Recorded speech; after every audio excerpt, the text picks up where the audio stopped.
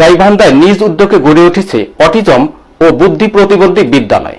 এলাকায় ঝরে পড়া ও সমাজ থেকে বিচ্ছিন্ন কোমলমতি শিশুদের নিয়ে স্থানীয় গ্রাম্য ডাক্তার রেজওয়ান মিয়ার ব্যক্তিগত উদ্যোগে গড়ে ওঠা শিক্ষা প্রতিষ্ঠানটি এরই মধ্যে সুনাম কুড়িয়েছে এই এলাকায়।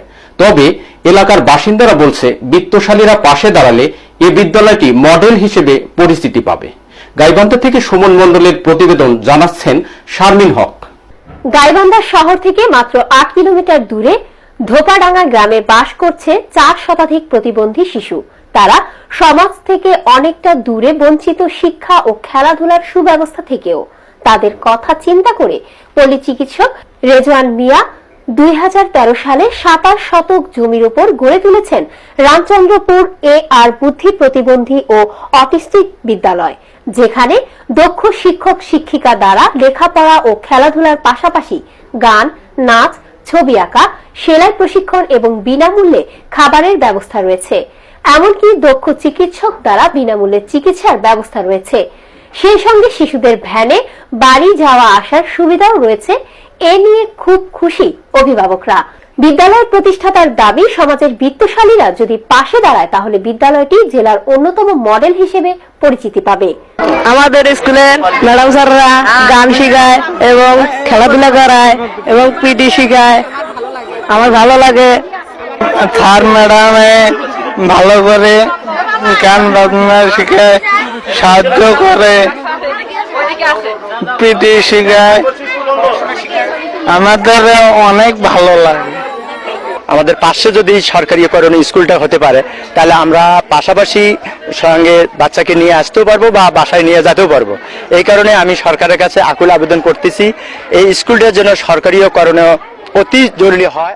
দেশ এবং জাতির উন্নয়নে কাজ করাতে পারি এবং তারা কখনোই দেশের জন্য বোঝা নয়। আমি চিন্তা করলাম যে প্রতিবন্ধী স্কুল এদের জন্য কিছু করা দরকার, কারণ প্রতিবন্ধীরা তারা চায় শিখতে, তারা অন্যদের মতো বাঁচতে চায়। ২০১৩ সালে এই প্রতিবন্ধী স্কুলটা প্রতিষ্ঠিত করে অদ্যাবধি এই প্রতিষ্ঠানটা স্থানীয় দানশীল গণ্যমান্য ব্যক্তিবর্গের সাহায্য সহযোগিতায় পরিচালনা করে আসছি। সরকারি নীতি নির্ধারক মহল সহ দানশীল ব্যক্তিবর্গ, বিদেশি যারা সাহায্য সহযোগিতা করে তাদের কাছ থেকে আমরা সহযোগিতা কামনা করছি। অভিভাবকদের দাবি, আমাদের নিজ এলাকায় বিদ্যালয়টি হওয়ায় আমরা আমাদের সন্তানকে সহজেই নিয়ে যাতায়াত করতে পারি এবং যদি বিদ্যালয়টি সরকারিকরণ করা হয় তাহলে বিদ্যালয়ে শিক্ষা ব্যবস্থা আরো ভালো হবে। শিক্ষকদের দাবি, তারা দীর্ঘ ৫ বছর থেকে বিনা বেতনে শিক্ষার্থীদের পাঠদান করে আসছেন। প্রতিবন্ধী শিশুরা স্বাভাবিক বাচ্চাদের মতো নয়, এরা একটা বিশেষ ধরনের শিশু। এদের শিক্ষাদান করতে আমরা মানসিকভাবে বাচ্চাদেরকে পরিচর্যা করে থাকি, বিভিন্ন ধরনের সেবা দিয়ে থাকি। আমরা যা করছি আমাদের ব্যক্তিগত থেকে, আমাদের দায়বদ্ধতা থেকে আমরা তাদেরকে শিক্ষাদান করে আসছি এবং তাদেরকে সমাজের মূল স্রোতে ধরে আনার জন্য বিশেষ চেষ্টা করছি। আমরা দীর্ঘ ৫ বছর যাবৎ এই স্কুলে বিনা টাকায়, বিনা বেতনে শ্রম দিয়ে যাচ্ছি এবং এই বিশেষ শিশুদের শিক্ষা দিয়ে যাচ্ছি।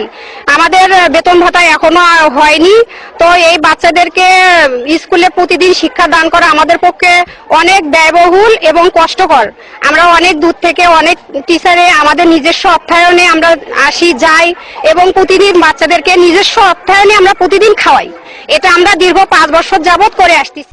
বর্তমানে এই শিক্ষা প্রতিষ্ঠানে রয়েছে ৩ শতাধিক শিক্ষার্থী, যাদের দেখাশোনা ও লেখাপড়া শেখানোর জন্য রয়েছে ২০ জন শিক্ষক শিক্ষিকা।